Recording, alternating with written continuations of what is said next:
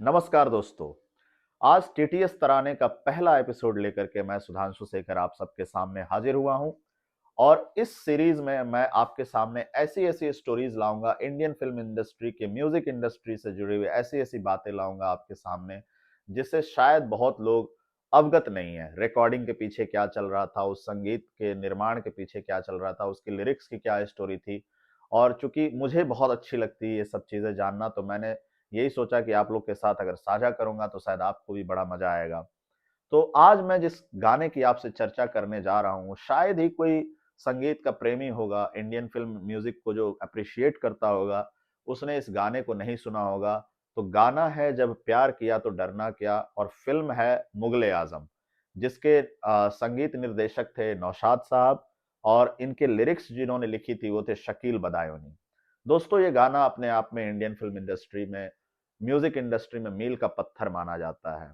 तो कई बार इस गाने के ऊपर कई चर्चाएं हुई हैं, और एक शायद चीज आपने भी सुनी होगी जिसमें बहुत फेमस है कि इसके अंत में जो एक सीन आता है जिसमें मधुबाला की कई कृतियां वो शीशे पे दिखती हैं कि जब प्यार किया तो डरना क्या, और सिर्फ मधुबाला मधुबाला ही जो इस गाने में नृत्य कर रही होती है अनारकली के रूप में, उनकी छवि कई जगह पे दिखती है।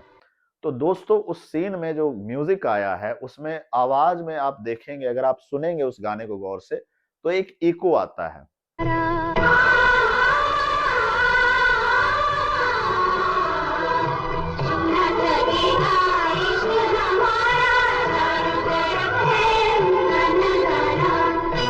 और वो इको वहां पे कैसे डाला गया, इसके बारे में कई कहानियां हैं, जिसमें से एक कहानी बहुत प्रचलित है दोस्तों, कि उसमें लता मंगेशकर जी ने, जिन्हें सरस्वती का दर्जा दिया गया है हमारे देश में, वो उनके बारे में कहा जाता है कि उस रिकॉर्डिंग को उन्होंने बाथरूम में जाकर के किया था।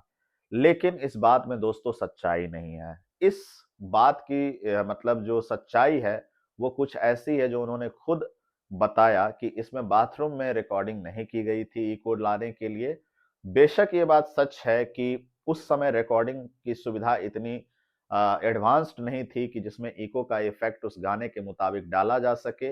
लेकिन उस गाने में इको का इफेक्ट कुछ ऐसा डाला गया था कि 3 जगह इसकी रिकॉर्डिंग की गई थी। गाने को गाते हुए 3 रूम में इसकी रिकॉर्डिंग हुई थी।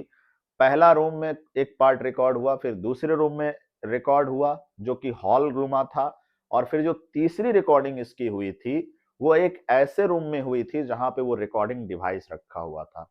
इन तीनों रिकॉर्डिंग को अलग-अलग जो हुई थी, फिर जाकर के एक ओवरलैपिंग की गई थी, जिससे कि ये इफेक्ट आया था जो आप अंत में सुनते हो, जो इको, जो मधुबाला जो नृत्य करते रहती है, जब प्यार किया तो डरना क्या, तब जाकर के वो इफेक्ट प्रोड्यूस हुआ था।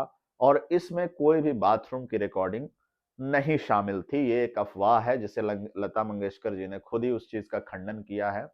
और इस तरह की कई स्टोरीज जो हैं उनके गानों के बारे में, म्यूजिक के बारे में, इंडियन फिल्म इंडस्ट्री में पॉपुलर हैं। कई गानों का इतिहास, कई गानों का कैसे उसमें कोई कोई टेक्नोलॉजी इस्तेमाल हुई है। तो दोस्तों, ये थी आज की तराने की स्टोरी। जल्द ही हम आपके सामने दूसरे गाने के भी कुछ ऐसी इंटरेस्टिंग स्टोरी लेकर के हाजिर होंगे। उम्मीद है कि ये एपिसोड आपको अच्छा लगा होगा, और अगर अच्छा लगा होगा तो प्लीज हमारे चैनल को लाइक करें, शेयर करें, सब्सक्राइब करें, और कमेंट्स में अपने फीडबैक जरूर दें। Thank you.